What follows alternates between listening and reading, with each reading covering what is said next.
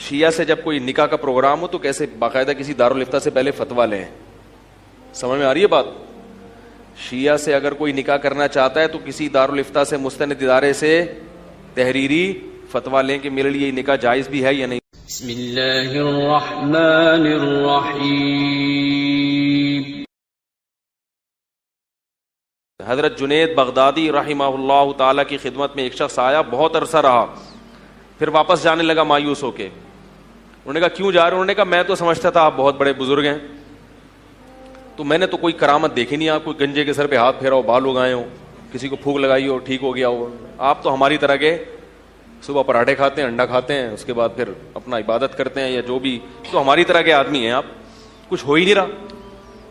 تو انہوں نے فرمایا مجھے اتنے عرصے میں کبھی سنت کے خلاف کوئی کام کرتے ہوئے دیکھا؟ اس نے کہا یہ تو نہیں دیکھا. انہوں نے فرمایا یہی کرامت ہے, شریعت پہ چلنا سب سے بڑی, بولو بھائی, کرامت. تو آج کل شریعت پہ کو فالو نہیں کیا جا رہا, اور یہ کرامتیں اور قصے اور یہ ان چیزوں پر جو ہے وہ دین کا مدار رکھا ہوا ہے. تو اب میں یہ عرض کر رہا تھا, ارتداد یعنی دین سے پیچھے ہٹنے کے مختلف درجات ہیں. ایک درجہ یہ کہ اللہ نہ کرے بالکل ہی کوئی کافر ہو جائے, اس میں خوابوں کی وجہ سے ہو گیا, یا کسی عورت کی لالچ میں ہو گیا, یا دولت کی لالچ میں, یا باہر کے ویزے میں. اور یہ بھی یاد رکھو کہ کسی ملک کا ویزا لینے کے لیے اپنے آپ کو اگر غیر مسلم لکھوا دیا, چاہے مذاق میں ہی, جھوٹ موٹ میں ہی, تو تمام علماء کا اتفاق ہے کہ وہ حقیقت میں کیا ہو جائے گا؟ کافر ہو جائے گا. بعض لوگ سنی ہیں اپنے آپ کو شیعہ لکھوا دیتے ہیں. میں شیعہ کا قائل نہیں کہ شیعہ کو کافر کہا جائے یا مسلمان کی بحث, اس نے امت میں بہت لڑائیاں لڑوائی ہیں, ان چکروں میں نہ پڑیں. لیکن اپنا مسلک بدلنا دنیا کی خاطر, یہ غیرت مند لوگوں کا کام, بولو بھائی, نہیں ہوتا. یہ غیرت مند لوگوں کا کام نہیں ہوتا. عالمگیر کا مشہور واقعہ ہے نا, اس کی بیوی کیا تھی؟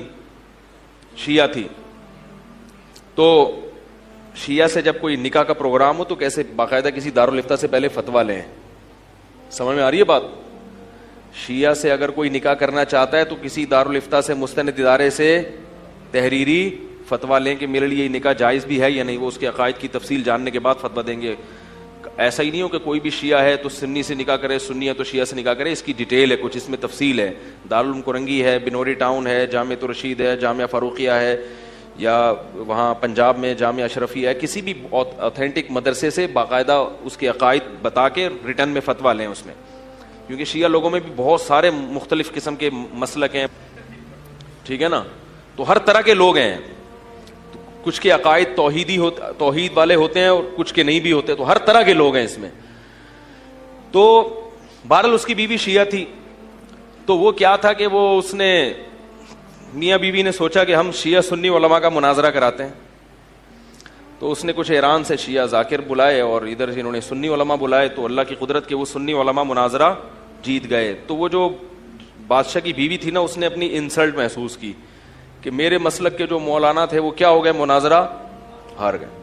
تو اس کو بڑا افسوس ہوا کہ میں تو آپ کی محبوبہ ہوں اور آپ نے میری انسلٹ کی ہے. اس زمانے میں تو فارسی میں ہوتی تھی, جو بھی ہوتی تھی. آج کل انگلش میں کیا کہتے ہیں اس کو؟ انسلٹ کیا, بے عزتی کی ہے.